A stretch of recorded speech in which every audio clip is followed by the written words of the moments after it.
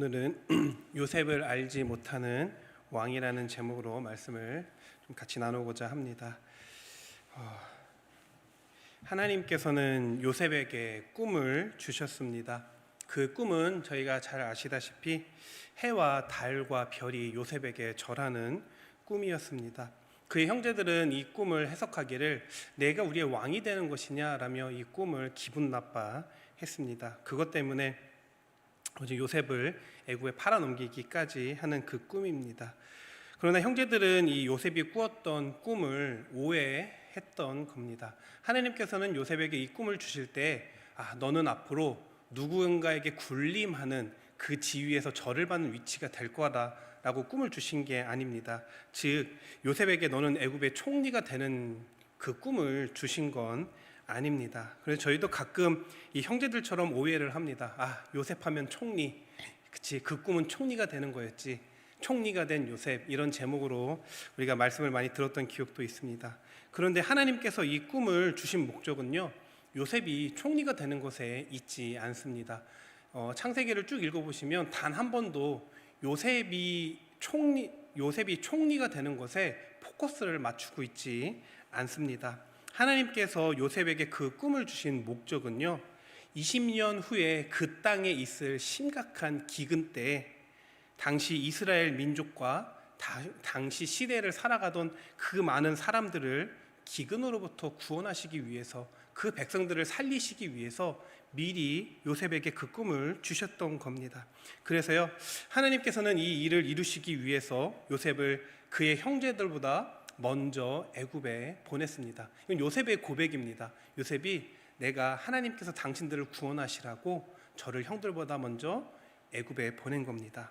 그리고 요셉이 하나님께서는요, 요셉이 애굽의 총리가 되게 하셨고, 총리가 될 때 그때 하나님께서는 바로를 통해 다시 한번 꿈을 주심으로 말미암아 무슨 일을 해야 되는지, 무엇을 대비해야 되는지 요셉에게 알게 하셨습니다.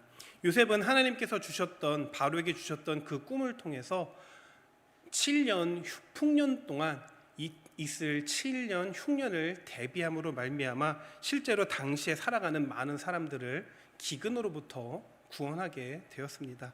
이 사실은요, 역사적인 기록에도, 이집트 문화에도 이 역사적인 기록은 남아있고, 그때 당시 곡식을 저장했던 창고와 같은 큰 유적도 현재도 남아 있습니다.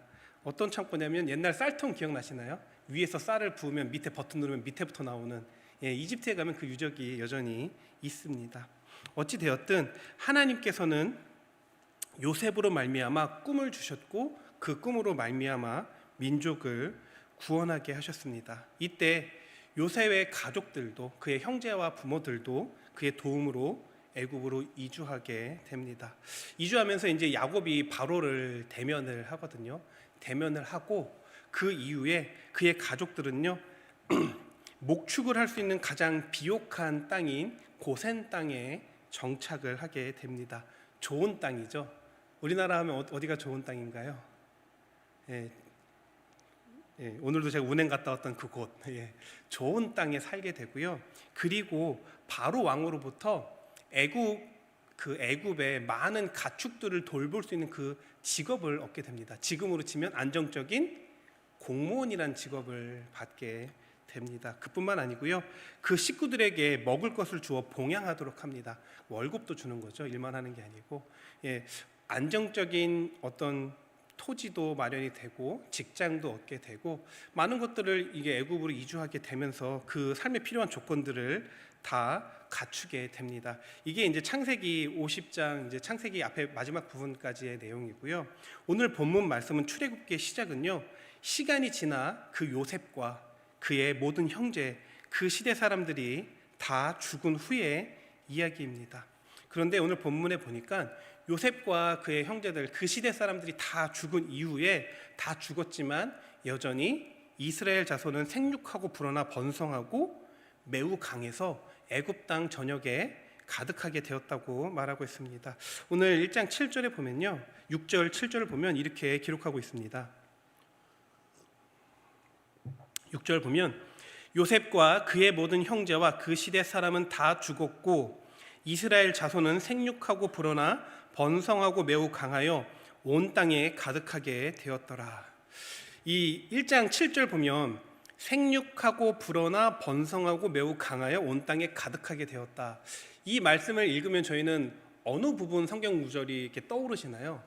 언제 하나님께서 이 말씀을 하셨죠? 예, 바로 말씀이 나오시네요. 그렇죠? 맞습니다. 하나님께서는요, 창세기 1장 28절 하나님께서 세상을 창조하시고 사람을 창조하신 다음에 사람에게 처음 명령을 내리시기를 이렇게 말씀하십니다.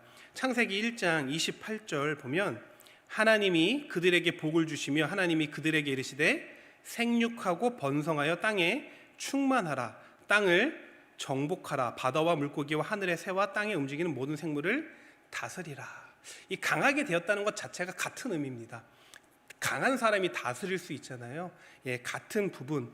즉 우리는 이 출애굽기 1장 7절을 보면 하나님께서 창조하시고 사람에게 내리셨던 그 명령이 지금 그대로 이루어졌다는 것들을 보게 됩니다. 이게 무슨 말이냐면요, 사람을 창조하시고 너희는 이렇게 되어야 된다, 이 말인즉슨 그 사람이 그렇게 되었다는 얘기는 사람으로서 가장 잘 되었다는 이야기입니다. 사람이 어떻게 돼야 되는지 하나님께서 말씀해 주셨는데 그게 그대로 이루어져 있는 상태이기 때문에 지금 사람으로서 가장 잘 됐다는 그런 의미입니다. 하나님께서 창조하신 목적 그대로 생육하고 번성하게 되었다는 것, 하나님의 은혜가 그만큼 그들에게 충만하게 온전하게 임했다는 그런 의미입니다. 이제 시간이 지나서 생육하고 번성하고 불어나 매우 강하게 된 그 시점에 요셉을 알지 못하는 새 왕이 등장을 합니다. 8절에 보면 7절에 보면 이스라엘 자손은 생육하고 불어나 번성하고 매우 강하여 온 땅에 가득하게 되었더라. 이때 요셉을 알지 못하는 새 왕이 일어나 애굽을 다스리기더니, 요셉을 알지 못하는 새 왕이 등장하게 됩니다. 자, 이제 이거는 이제 새 왕 요셉을 알지 못하는, 그런데 저희가 그 이집트의 그런 역사를 보면 이집트는 생각보다 디테일하게 기록을 많이 해놓은 문화 중에 한 문화입니다. 그래서 저희가 이집트에 있는 수많은 왕조들에 대한 이야기도요, 뭐 백과사전을 찾아보면 다 나올 정도로 지금도 저희가 그 정보를 접하고 있거든요. 즉 이 말은 요셉을 알지 못한다는 의미가 단순히 시간이 지나서 약 100년밖에 안 지났거든요.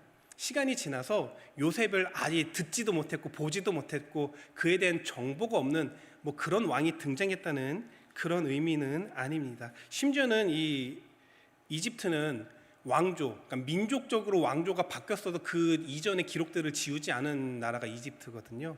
어쨌든 그래서 완전히 알지 못한다는 그런 의미가 아니고 다른 의미입니다. 먼저는요, 이집트에 새로운 왕조가 등장했다는 겁니다. 이집트 이 왕조의 역사를 잠깐 살펴보면요, 이 아브라함이 살던 시대에는 이집트는 이 함족이 지배를 하고 있었습니다. 함족은 그러니까 지금 쉽게 표현하면 약간 흑인 민족이 지배를 하고 있었는데, 이 함족이 지배하던 13왕조 때 힉소스 민족이 이집트로 이주를 하게 됩니다. 이집트를 이주했는데 13왕조 때 이집트로 힉소스 민족이 이주를 하거든요. 근데 15왕조 때, 그러니까 왕조가 두 개가 하나만 건너뛰고 두 번째 왕조잖아요. 15왕조 때 이 힉소스 민족이 이집트의 새로운 왕조가 됩니다. 그러니까 다른 민족이 이집트의 왕권을 차지하게 된 겁니다. 이 힉소스라는 단어 자체가 외국에서 온 지배자라는 그런 뜻입니다. 자, 이렇게 이 힉소스 민족이 이집트를 약 100년간 지배하는데, 이 이집트를 정복할 수 있었던 이유가 이 힉소스 민족이 이 전차 기술이라 그러나요? 전차 기술과 군사 기술이 참 뛰어났다고 합니다. 후에 출애굽할 때 이 바로의 군대가 쫓아올 때 이스라엘 백성들이 되게 두려워하잖아요. 그들이 왜 두려워했냐면 이 힉소스 민족이 갖고 있던 그 전술 때문에 두려워했습니다. 혹시 다련장이란 그런 그 무기 아시나요? 현대 무기. 그 다련장은 좀 모르시면은 그 동그랗게 돌아가는 기관총 아시나요? 기관총은 아시죠? 이 기관총이 보면 총알이 정말 빨리 나가는데, 왜냐하면 6개의 총열이 돌아가면서 한 발씩 나가기 때문에 그렇거든요. 이 힉소스 민족이 그 기술을 갖고 있었다고 하더라고요. 100마리에서 150마리 정도가 100마병이 이렇게 원을 그리면서 돌아가면서 목적지에다가 화살을 계속 쏴서 끊이지 않고 화살을 그 집중적으로 이렇게 쏠 수 있는 그런 기술이 있었다고 하더라고요. 어찌 되었든 그런 힉소스 민족이 지배를 하게 되는데, 이 힉소스 민족은 함족이 아니고 셈족입니다. 약간 유대인과 같은 셈족 계열입니다. 실제 애굽이, 이집트가, 저희는 상상 속에 항상 이집트는 이게 흑인이 이렇게 떠오르잖아요. 이런 바로들이 보면 이제 흑인인데, 갑자기 이집트에서 요셉이 총리가 된다? 요셉은 동양 사람처럼 생겼는데 셈족인데 어떻게 총리가 될 수 있었을까? 그때 당시가 딱 그러니까 요셉과 같은 혈통을 갖고 있던 셈족이 애굽을 지배하고 있었기 때문에 또 가능했던 일입니다. 즉 하나님께서는요, 단지 그냥 애굽의 총리로 우연적으로 만드신 부분이 아니고 역사마저, 애굽의 총리로 요셉을 세우시기 위해서 역사마저 움직이고 계셨던 하나님을 다시 한번 저희는 보게 됩니다. 또 한 가지 일례는요, 로마가 세계를 지배했던 그 때가 있습니다. 그러면서 로마가 자신들을 위해서 뭐 다른 나라들을 잘 다스리기 위해서 길을, 이그나티안 대로라고 길을 닦아놨었거든요. 근데 그 길을 가장 잘 이용한 사람은요, 사도 바울입니다. 복음을 전하는데 참 큰 역할을 그 길이 했거든요. 사도 바울이 다닐 수 있도록, 복음 전도자들이 다닐 수 있도록. 저는 그렇게 생각합니다. 로마가 세계를 지배하고 길을 닦았던 거는 로마가 그 길을 닦고 하나님께서 복음을 전하게 하시기 위해서 그 길을, 역사를 주관하셨던 것, 이거는 그냥 넘어가는 이야기지만, 즉 하나님께서는 이렇게 요셉을 세우시기 위해서 이집트 왕조마저 잠깐, 요셉이 있는 그때 잠깐 바꾸시고 또 총리로 세우셔서 하나님께서 계획하신 민족을 구원하는 일을 하셨던 것들을 보게 됩니다. 또 한 가지, 이 요셉을 알지 못하는 새 왕이 등장했다는 것은요, 이 애굽 땅 전역을 정말 큰 기근으로부터 요셉이 믿는 그 하나님이 그 꿈을 해석함으로 말미암아 구원했다는 사실을 절대 모를 수 없습니다. 왜냐하면 이집트는 그 시점을 기준으로 강대국이 되었거든요. 모든 나라의 재산을 그 나라 자체가 그 시간에 강해졌기 때문에 절대 모를 수 없습니다. 그런데 이렇게 애굽 땅 전역을 기근으로부터 구원한 역사를 알지 못한다는 것, 즉 하나님이 그 나라를 구원하셨던 것들을 모르는 왕이라는 겁니다. 다르게 말하면 한마디로 하나님을 모르는 왕이 등장했다는 의미입니다. 그렇다 보니까 요셉을 알지 못하는 왕, 즉 하나님을 모르는 새로운 왕조는요, 그러니까 힉소스 왕조와 같은 셈족 계열의 이 히브리 민족이, 이스라엘 민족이 점점 사람이 많아지고 강성해지니까 무엇이 두려워질까요? 옛날처럼 힉소스 민족처럼 그들이 강해져서 다시 우리의 왕조를 넘보는 게 아닐까? 당연히 두려운 마음이 들었을 겁니다. 힉소스 민족 때도 마찬가지였거든요. 그 민족이 다른 나라에서 이주해 왔다가 그들의 왕조를 쟁취했던 민족이 있었고, 그 민족이 셈족이었기 때문에 당연히 이러한 두려움을 느끼게 되었을 겁니다. 그래서 1장 9절에 보면요, 이렇게 말합니다. 1장 9절에 보면 바로가 하는 말입니다. 그가 그 백성에게 이르되 이 백성 이스라엘 자손이 우리보다 많고 강하도다. 자 두렵건대 그들에게 대하여 지렵게 하자. 두렵건대 그들이 더 많게 되면 전쟁이 일어날 때 우리 대적과 합하여 우리와 싸우고 이 땅에서 나갈까 하노라 하고, 즉 자신의 이 왕조의 위협을 느낄 수 있기 때문에 충분히 이러한 바로는 두려움을 가질 수 있었을 것입니다. 당연히 불안함이 있었을 것입니다. 이렇게 하나님을 알지 못하는 바로가 펼친 정책이 뭐냐면요, 이스라엘 백성들에게 무거운 짐을 지게 하는 것이었습니다. 그들에게 무거운 짐을 지는 이유는요, 혹여나 그냥 고된 노역으로 다른 데 생각할 여력을 안 주는 겁니다.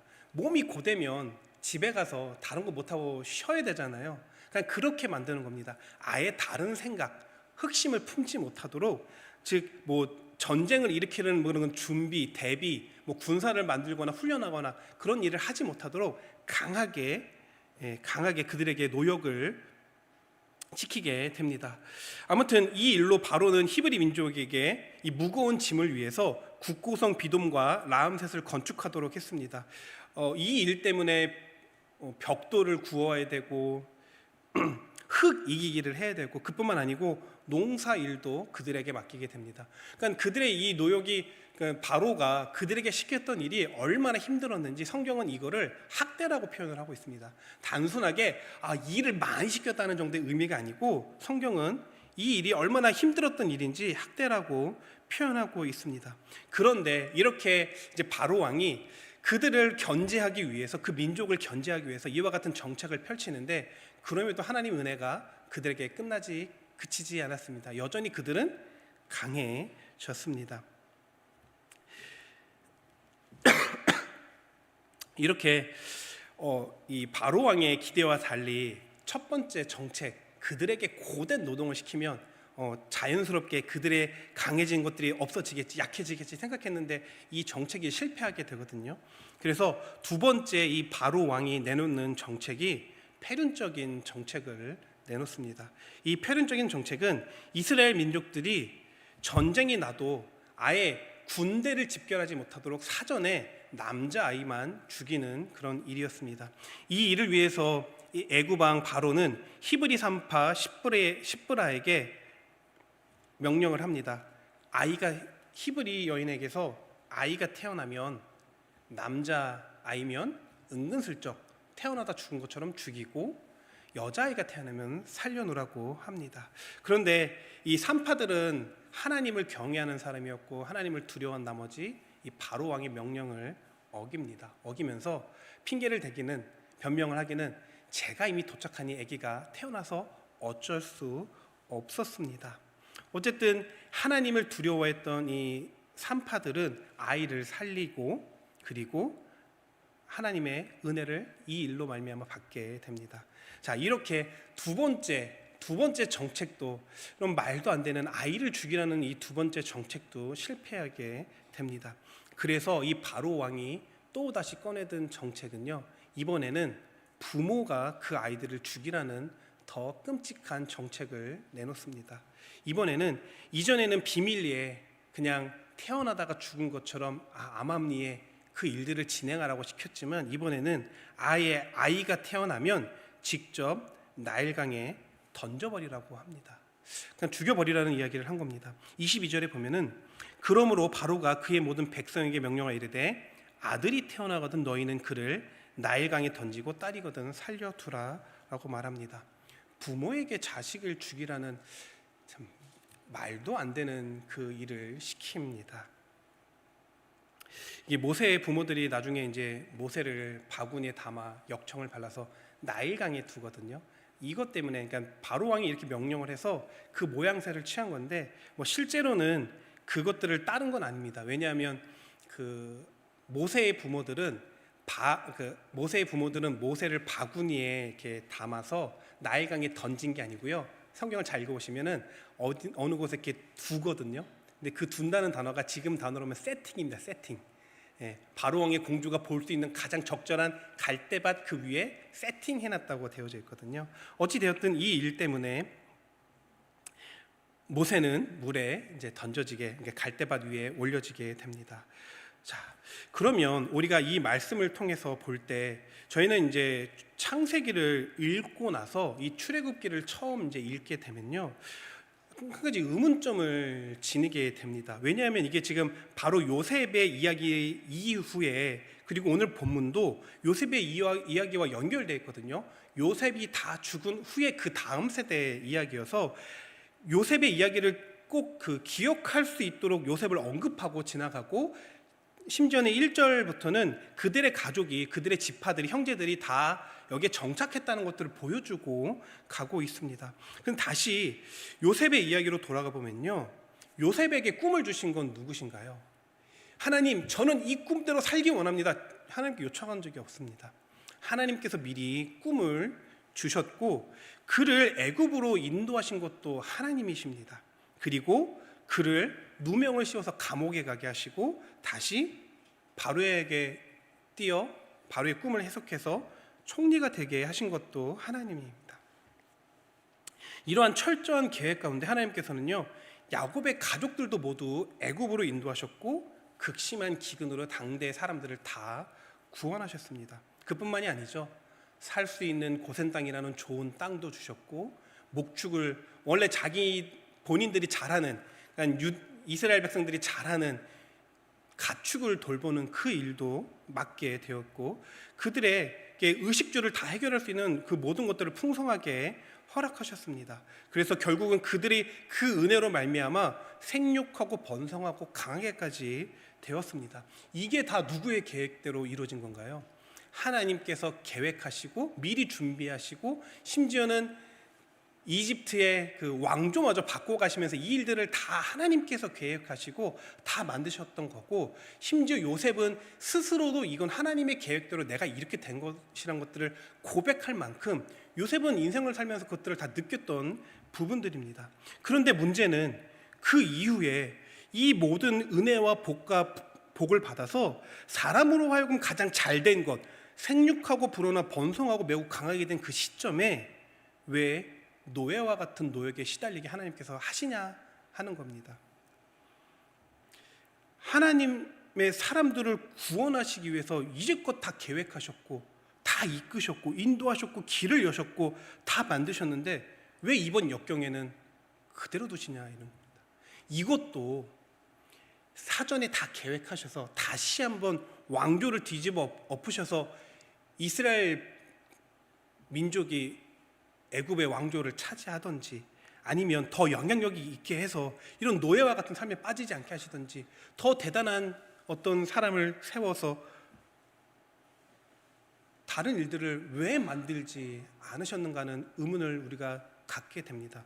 왜 요셉 때는 그렇게 다 하셨으면서 이번에는 그런 모습들이 보이지 않는가? 그러면서 하나님은 여기까지인가? 아니면 결국에는 이렇게 실패하는 것들인 건가? 하는 생각이 들 수도 있습니다. 그게 평소에는 안 들다가요, 내가 신앙생활하고 은혜를 받다가 어느 한 시점에 생각지도 못했던, 너무 잘 살고 있는데 고센 땅에 살고 직업 잘 갖고 잘 살아가고 있는데 생각지도 않았던 환난을 겪게 되면, 아, 하나님은 이건 아닌가? 여기까지는 아니셨던 건가? 하나님이 그 전에 이 정도까지는 하실 수 있지만 이것까지는 커버하지 못하시는 건가?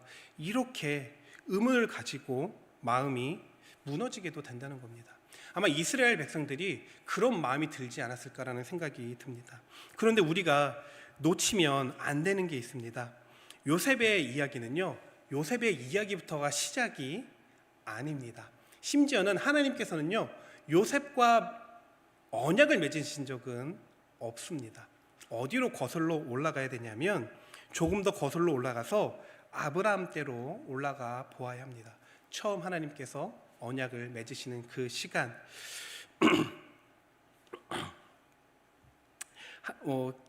누구나 뭐 다 기억하시겠지만 하나님께서는 아브라함에게 이렇게 처음 말씀하십니다. 너는 본토 친척 아버지의 집을 떠나 예비한 땅으로 가라. 근데 그 땅은 가나안 땅이었습니다.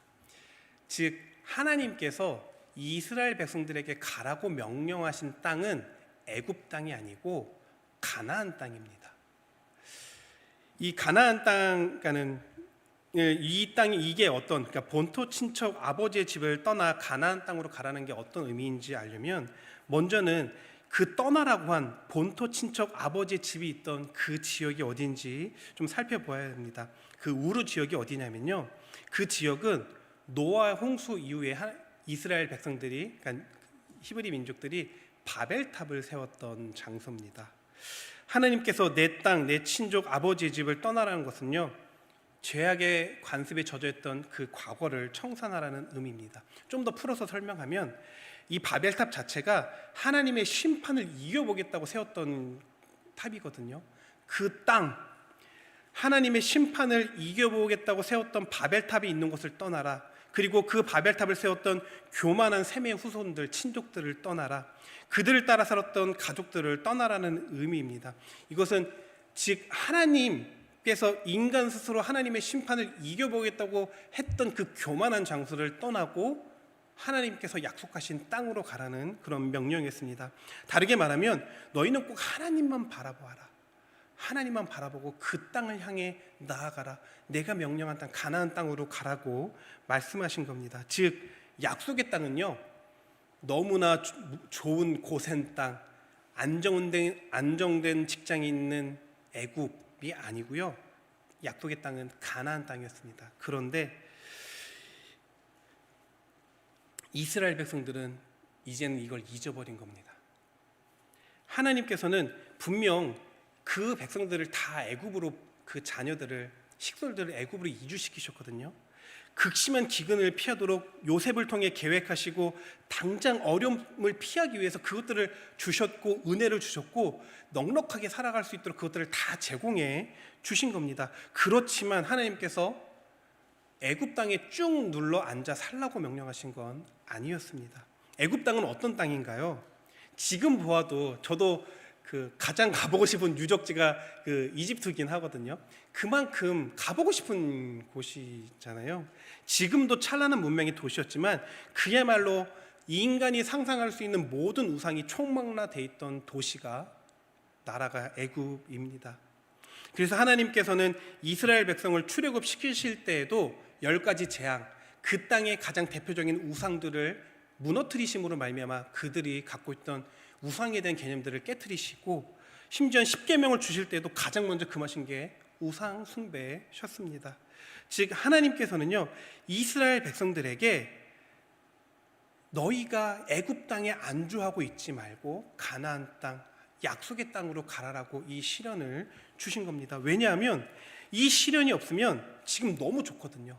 가장 좋은 땅, 가만히 있어도 사람들이 몰려드는 땅, 그리고 안정적인 국가에서 제공하는 직업, 그리고 내가 제공받는 나라로부터 받는 녹봉. 다시 약속의 땅을 생각할 필요가 없는 겁니다. 여기가 너무 좋거든요. 그래서 하나님께서는요, 하나님께서 약속하신 그 가나안 땅, 즉 하나님만을 바라보지 않고 자신들이 누리고 있는 그 많은 것들만 바라보고 있는 이스라엘 백성들에게 다시 하나님만 의지할 수 있도록, 하나님을 의지하지 않고는 그 인생을 살아갈 수 없도록 다시 한번 그 길을 만들고 계신 겁니다. 오히려 애굽에서의 풍요로웠던 이 모습들이 하나님을 잃어버린 안타까운 시간이 되어버린 것입니다. 우리가 놓치고 있는 현실은 무엇일까요? 한 100여 년 전에 하나님께서는 이 땅을 구원하시기 위해서 선교사님들을 보내주셨습니다. 복음 안에서 정말 하나님의 은혜로 말미암아 세계가 놀랄 만큼 우리나라는 참 잘 살게 되었어요. 100년 전에는 제 100년 전 역사적인 이렇게 구글에서 검색만 해봐도요, 100년 전 한국, 아파서 굶어서 죽는 분들이 있던 이 땅이었지만 이제 누구 하나 굶어 죽는 분이 없습니다. 누구나 일자리를 가질 수 있고 생각보다 꽤 안락한 삶을 사는 그런 나라가 되었습니다. 저희 나라에는 우리 사회에는 이런 단어가 있습니다. 상대적 빈곤. 상대적 빈곤이라는 단어가 있는 것 자체가 우리는 빈곤하지 않다는 그런 의미이기도 합니다. 이제는 믿음의 1세대, 그러니까 저희 아직 현재는 살아계시지 않던 그 믿음의 1세대가 지나고 그분들께서 세우셨던 헌신, 기도했던 그런 것들이 이제 지나가고 어쩌면 저희는 그것들을 기억하지 못하는 세대가 되었습니다. 저마저도 책으로 읽어서 아는 그 시대를 살아가고 있습니다. 그리고 반면에 너무나 풍요로운 나머지 우리가 추구하는 것들은 우리에게 주어져 있습니다. 고센 땅과 같은 좋은 집, 좋은 여건, 환경. 우리는 계속해서 그런 것들을 바라보고요, 안정된 좋은 직장을 바라보고 그것들을 계속 이 땅에서 누리기를 원합니다. 무엇이든지 내가 원하는 바를 얻고자 그것들만 바라보고 있는 이 시대를 살아가는 게 아닌가 생각이 듭니다. 그래서인지 어쩌면 점점 저희는, 우리 믿음의 사람들은, 믿는다고 하는 사람들은 점점 하나님과의 약속, 하나님께서 우리에게 주신 사명, 명령들은 잊어버린 채 여전히 고센 땅, 여기서 충만하고 번성하고 너무 좋네, 여기에만 우리가 머물러 있지 않은가 생각이 듭니다. 그래서 아까 전에 우리 집사님께서, 정경환 집사님께서 기도해 주실 때에도 이제는 기도할 때 한동안은 나라를 위한 기도가 이렇게 대표 기도하시는 분들이 이렇게 종종 하지는 않았었거든요, 구체적으로. 근데 지금은 어느 한 분 하나 이 기도를 빼놓지 않습니다. 그만큼 위기감과 이런 것들을 느끼는 시간들이거든요. 이런 한국 사회에 일어나는 어지러운 일들이 하나님께서 우리를 향해 다시 제발 일어나 하나님만을 의지해라, 하나님의 명령을 기억하라고 주시는 그런 시간들이 아닌가 또 생각이 듭니다. 제가 정치적인 이야기를 하려는 것은 아닙니다. 오늘 본문에 보면 하나님을 알지 못하는 왕이 등장하거든요. 하나님을 알지 못하는 지도자가 등장하니까 부모에게 아이를 죽이라는 패륜적인 법안을 만들어내고 실행을 합니다. 지금 세상은요, 인간으로서, 그냥 단지 인간으로서 마땅히 해야 할 도리, 성경적 가치를 넘어서서 그냥 인간이면 해야 될 그런 것들마저도 어긋나는 패륜적인 법률들을 만들어냅니다. 동성연애뿐만 아닙니다. 이미 간통법은 폐지가 되었고요. 마약 수사에 관련된 이런 예산도 전면 삭감이 되고 더 이상 사람이 살아갈 수 없는 세상이 점점 만들어져 가고 있습니다. 왜? 하나님을 알지 못하는 지도자의 등장 때문에 그렇습니다. 코로나 때 종교의 자유를 침범하는 법안들이 통과되었다는 것들을 우리는 꼭 기억해야 할 겁니다. 자, 그런데 제가 이게 지금 어떤 지도자 이런 얘기를 하려는 게 아니고요. 자, 그런데 보면 이 히브리 민족들이 겪는 상황들이 근원적으로는 누구 때문인가요? 요셉을 모르는 이 왕 때문에 그런가요? 이 왕이 너무나 악해서 정말 비인간적이어서 이 사람이 사이코패스여서 그런 건가요? 근원적인 원인이, 물론 이 사람이 그 일을 하지만 그 사람 때문인가요? 아니면은 하나님에서 명령하신 그 땅을 잊어버린 채, 하나님을 잊어버린 채 살아가고 있는 이스라엘 백성들 때문에 그런가요? 이 시대에 이 일들이 왜 일어났는가? 하나님을 모르는 사람들의 악함 때문에 시대가 악해지는 게 아닌 것 같습니다. 하나님을 모르는 사람들 때문에 시대가 악해지는 게 아니고 우리가 하나님을 의지하지 않고 하나님께서 원하시는 삶으로 나아가지 않고 하나님께서 우리에게 명령하신 것들에 관심이 없이 살아가는 우리에게 그 잘못이 있지 않는가 참 깊이 고민해야 되는 시대인 것 같습니다. 표면적으로는 요셉을 알지 못하는 왕들이 이런 법안들을 발의를 했지만 그러나 결국은 우리가 믿음 안에 똑바로 서 있지 않았기 때문에 그 일들이 생긴 겁니다. 만약 이스라엘 자손들이 강성해질 때 하나님께서 약속하셨던, 명령하셨던 가나안 땅으로 미리 나아갔다면 이런 일 자체가 없지 않았을까 생각이 듭니다. 하나님께서 우리에게 하신 그런 명령은 무엇인가? 아마 개인적인 차원에서 자신에게 주신 소명도 있을 거고요. 교회적으로 주신 감당해야 될 사명도 있을 겁니다. 우리 선교에 가신 우리 아프리카에 선교 간 것처럼 우리 교회에게 맡겨진 그런 사명들도 있을 것입니다. 그런데 성경에는 명확하게 예수님께서 승천하시면서 우리에게 명령하신 것들이 있거든요. 누구나 해당 사항이 안 되는 부분이 없는 꼭 해야 되는 일. 너는 가서 모든 민족을 제자로 삼아 아버지와 아들과 성령의 이름으로 세례를 주고 내가 분부한 모든 것을 가르쳐 지키게 하라라는 많은 사람들을 제자로 삼는 일, 다르게 표현하면 복음을 전하는 일. 제가 일전에 한번 그런 말씀을 드렸습니다. 보면 언제든지 새로운 해결책이란 것들은 없는 것 같더라고요. 하나님께서 모세를 부르시고 바로 왕에게 처음 나아갔을 때 실패하고 그들의 노역이 점점 더 심해지거든요. 그런데 하나님께서 다시 한번 이번에는 이렇게 해봐라라고 할 때, 백성들에게 이렇게 설득해봐라라고 할 때 결국 똑같은 거 시킵니다. 하나님 의지하고 신뢰하고 나아가라. 우리가 어떻게 이 돌아가는, 저희가 정치 세계에 발을 들여놓은 것도 아니고 그런 영향력이 있지도 않는데, 그런데 이 시대를 바꿔가려면요, 하나님을 믿는 사람들이 많아지면, 그 가치관을 가지고, 성경적 가치관을 가지고 있는 사람들이 많아지면 많아질수록 그 모든 것들은 이겨나갈 수 있습니다. 다르게 표현하면 복음을 전해서 많은 사람들이 예수님의 제자가 되면 우리가 생각하는 많은 문제들이 해결될 것입니다.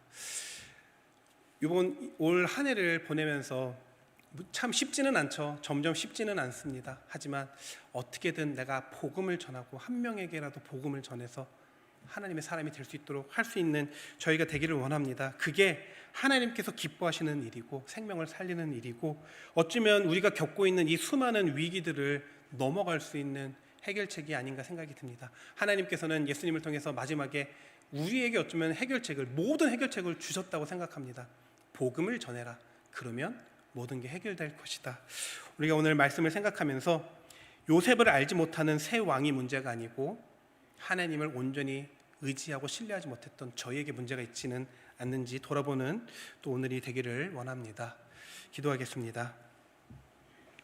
거룩하신 하나님 아버지, 요셉을 알지 못하는 왕이 등장하니 사람으로서는 할 수 없는 많은 정책들을 펼치는 모습들을 보게 됩니다. 그러나 그 근간에는 요셉을 알지 못하는 왕 때문이 아니고 하나님의 약속을 잊어버린 채, 하나님의 명령을 잊어버린 채 그 우상이 가득한 땅에 안주해 있는 이스라엘 백성들 때문이었음을 보게 합니다. 어쩌면 이 시대가 악하게 흘러가는 것들이 그 악한 사람들 때문이 아니고 우리가 그것들에 동조하고 우리가 여전히 하나님을 온전히 따르지 못하고 내가 원하는 삶을 따라가며 있지 않음을 고민하며 회개합니다. 하나님께서 우리의 마음을 붙잡아 주시옵시고 다시 우리에게 명령하시는 그 일들을 위해서 한 걸음 더 나아갈 수 있는 또 복음을 전할 수 있는 저희가 될 수 있도록 인도하여 주시옵소서. 예수 그리스도의 이름으로 기도드리옵나이다. 아멘.